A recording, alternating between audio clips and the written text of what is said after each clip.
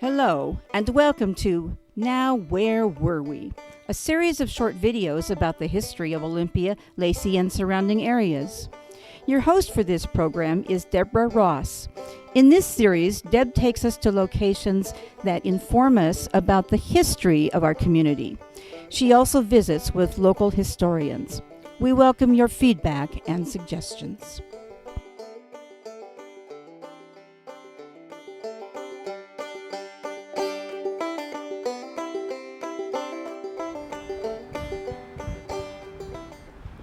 Hello, and welcome to another episode of Now Where Were We, an ongoing series of videos about the history of Olympia, Lacey, and surrounding areas. I'm Deborah Ross. I'm very pleased to note that this is the beginning of our second season. And thank you to our many viewers from PCTV, TCTV, and YouTube. You can find all of our episodes on the YouTube channel, Now Where Were We?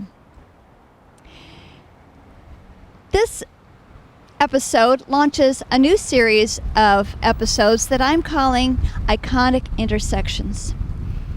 Each intersection is going to feature a different theme having to do with the history of Olympia, Lacey, and surrounding areas. And today we're going to be talking about the commercial history of Olympia.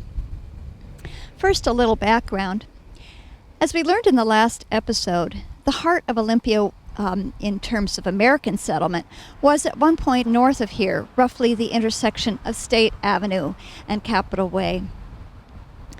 And here, at the intersection of Capitol Way and 4th Avenue, was the communal well that had been used by Native Americans for generations and was also used by early American settlers.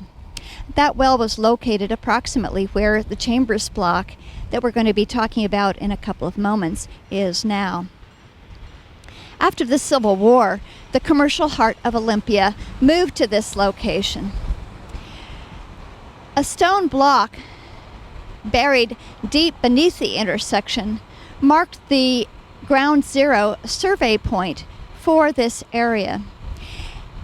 It is now marked by another marker, smaller, on the surface of the street. And the four quadrants of Olympia radiate out from this intersection.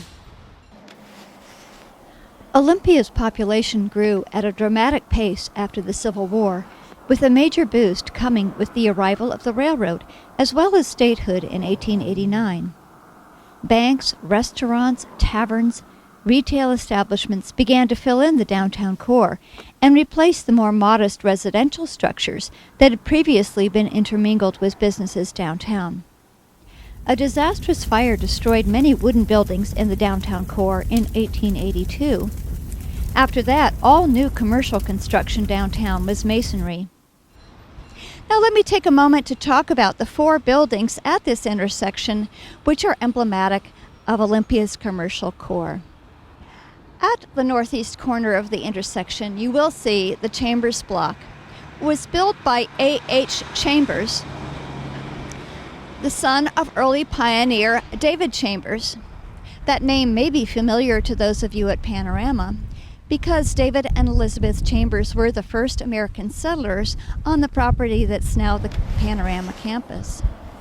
The Chambers block was and still is one of the most important downtown structures, built in 1887. As evident in this image, it originally had elaborate projecting bays and a parapet. Joseph Wolub was responsible for a remodel that added several of the features characteristic of Wolub buildings. The first floor housed several retail businesses, while the upstairs had offices, as it does today.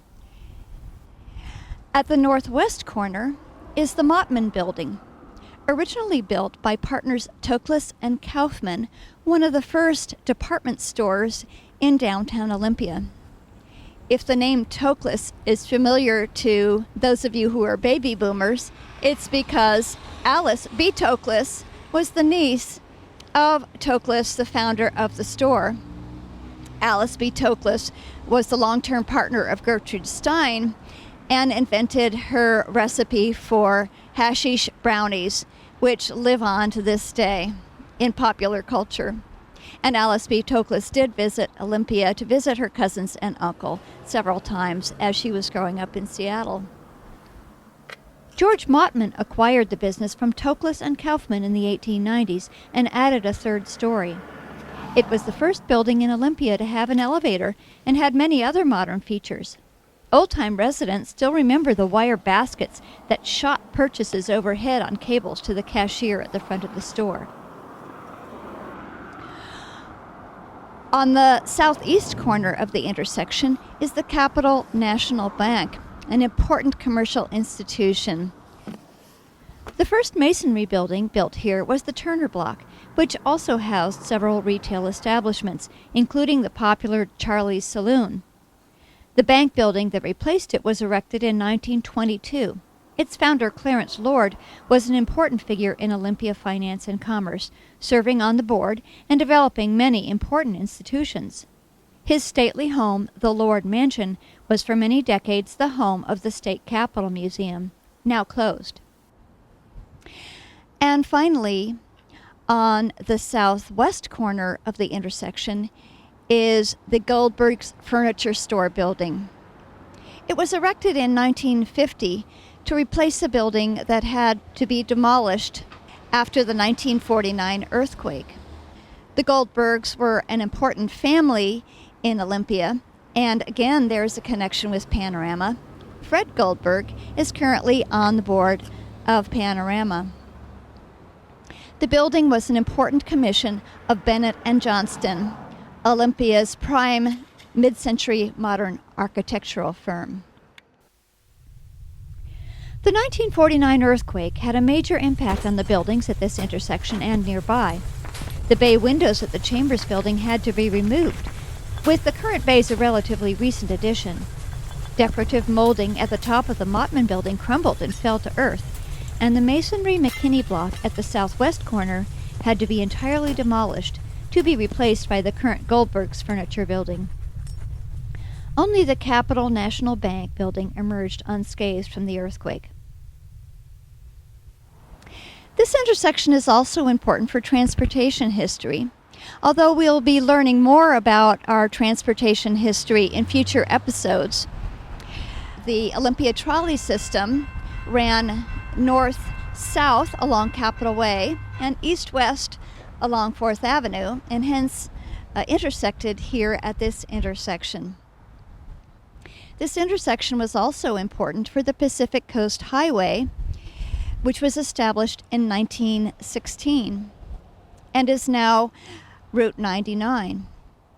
For several decades, the Pacific Coast Highway ran down Capitol Way and then turned on 4th Avenue, so that this intersection was an extremely busy one for folks passing through Olympia as well as for local residents.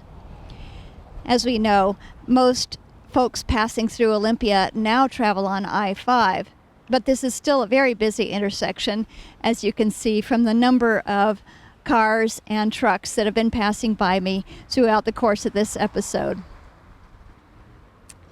I hope you've enjoyed this brief glimpse into our Olympia's commercial core, and we'll be talking more about commercial and other important buildings in Olympia in future episodes. Until next time, thanks. I'm Deborah Ross.